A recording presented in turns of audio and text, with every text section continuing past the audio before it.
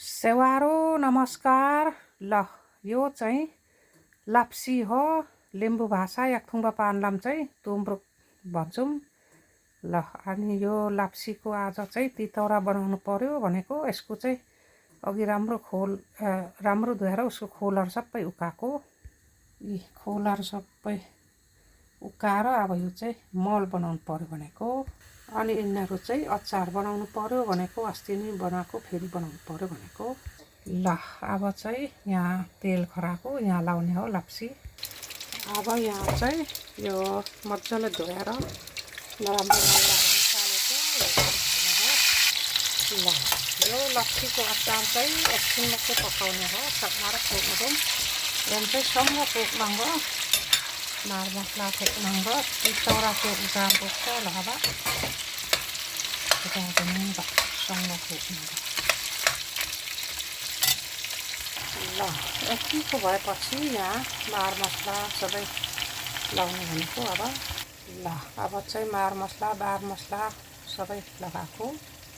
अनि यहाँ हिङ पनि लगाएको र ल्वाङ सुकमेल जिरा बडे खोर्सानी पनि लगाएको।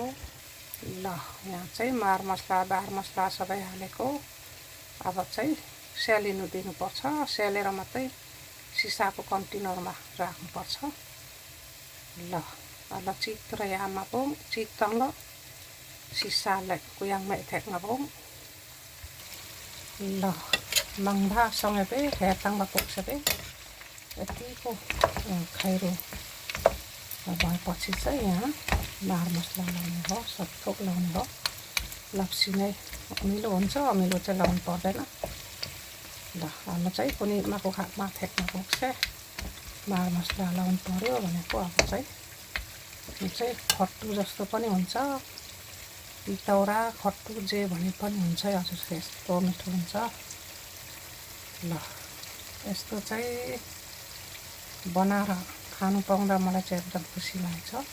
ल अब चाहिँ नुन यम भन्छ इङ्ग्लिसमा सल्ट अनि मार मसला बार मसला सबै मिसेको।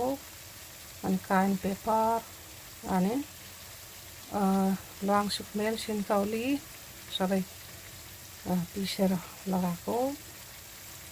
यस्तोहरू लगाएर मजाले चलाएर सेलाएर राखेर खायो भने यस्तो मिठो हुन्छ। सारीको जानुहरू आराम से अनि आफैले खराएको घिउ पनि हाल्ने हो। ल यस्तो मिठो हुन्छ। आफैले खराएको घिउ पनि हालेर मजाले मिसाउने।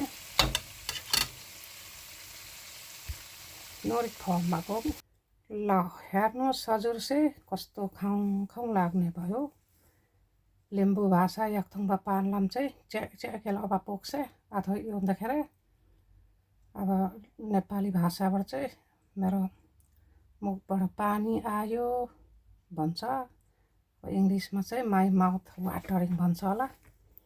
ल कस्तो खङ लाग्ने भएको छ। यस्तो मिठो हुन्छ है हजुर चाहिँ यसरी मार मसला सबै लगाएर खायो भने। ल अब यसरी आफै बनाएर खाएको चाहिँ एकदम मिठो स्वाद पनि हुन्छ। भैभरको सबै मार मसला लगाएको हो। अब घिउ पनि लगाएको। घिउ लगाएपछि झन् मिठो हुन्छ। खिउन थेक मैले झनको जानु अल्ल चित्र यामा पो अब चाहिँ सेलिनु दिनुपर्छ। सेलेर मात्रै सिसाको कन्टेनरमा लाउने। ल अल्ल चाहिँ तुम्रो केले लक्केन अल्ल चिक्तुबा घन्टा अधिक पोक्छ। अब चिक्सुङबा घन्टा अधिक के अरे 1 घन्टा भयो सेलाएको। यो लप्सीको अचार मजाले सेलाउनु पर्छ। सेलिनु दिनुपर्छ।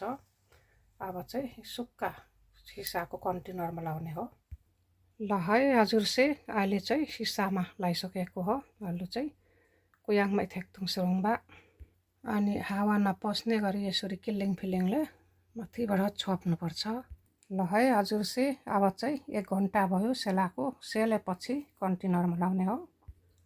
ल है हजुर चाहिँ अहिले चाहिँ बनाइसकेको हो